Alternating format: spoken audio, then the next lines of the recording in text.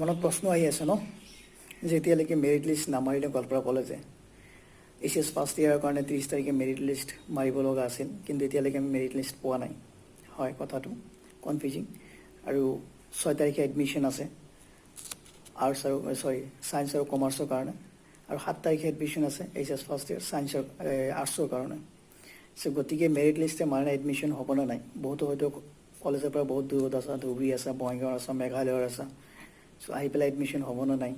তেনেকুৱা ধৰণৰ প্ৰশ্ন মনত আহি আছে সো সেই বস্তুখিনি ডাউট কৰিবৰ কাৰণে মই এই ভিডিঅ'টো বনাই আছোঁ গতিকে ভিডিঅ'টো শেষলৈকে চাবা তোমালোকে চাই আছা লেটজিম একাউণ্টেঞ্চি মাইছেল্ফ আমিনুজ্জামান সো ইয়াতে চোৱা 29 জুন গোৱালপাৰা কলেজে নটিচ এটা ইছ্যু কৰিছিলে যে due to spreading of COVID-19 দিনে দিনে COVID-19টো বাঢ়ি আছে আৰু তাৰ ফলত 11 জুন 2020 যিটো নটিচ ইছ্যু কৰিছিলে regarding the last date of application of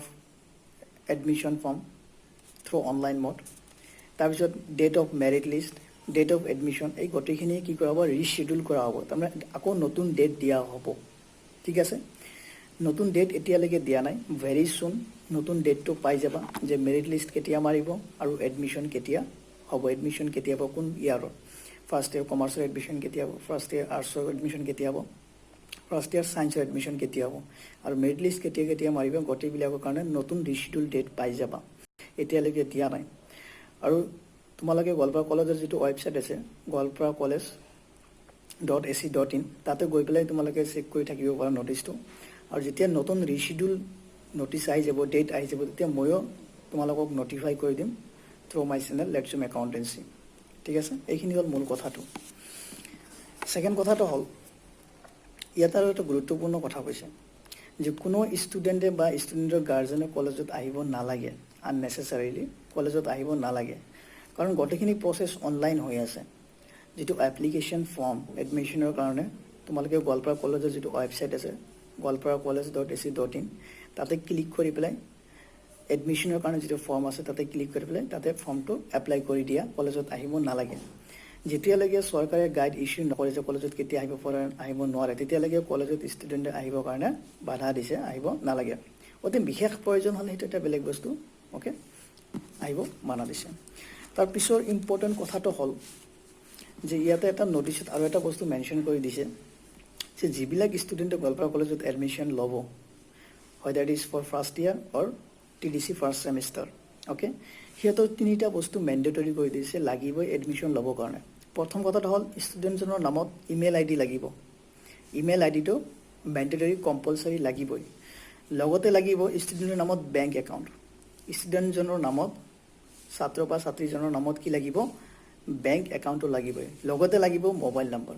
এই তিনিটো বস্তু কম্পালচাৰী লাগিবই for the admission in Goalpara college through online ঠিক আছে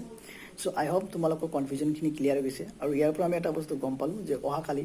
তাৰমানে 6 তাৰিখে যিটো এডমিশ্যন হ'ব লগা আছিল 6 জুলাইত সেই এডমিশ্যন নহয় এডমিশ্যন ডেট পিছুৱাই গৈছে ঠিক আছে নেক্সট আৰু এটা মষ্ট ইম্পৰ্টেণ্ট কথা ইয়াতে ক'ব ওলাইছোঁ যিটো নটিচত দিছিলে যে যিহেতু আমাৰ ডেটটো ৰিশ্বেডিউল কৰা হৈছে গতিকে last date of form fill up যিটো আছিল ফৰ এডমিশ্যন সেইটো যেনেকুৱা আমাৰ ফাৰ্ষ্ট ইয়াৰ আছিল 25 জুন আৰু ডিগ্ৰী আছিল 10th জুন সো ডেটটো ৰিশ্বেডিউল কৰা হৈছে আগৰ ডেটটো উঠুৱাই দিছে তাৰ মানে কি এতিয়ালৈকে যেতিয়ালৈকে ৰিশ্বেডিউল ডেট নাহে অ'কে তেতিয়ালৈকে তোমালোকে এডমিশ্যনৰ কাৰণে এপ্লাই কৰি যাব পাৰা এনেকুৱা হয়তো কোনোবাই ভাবিব পাৰে যে এইচএছ ফাৰ্ষ্ট ইয়াৰৰ কথা কৈছোঁ মই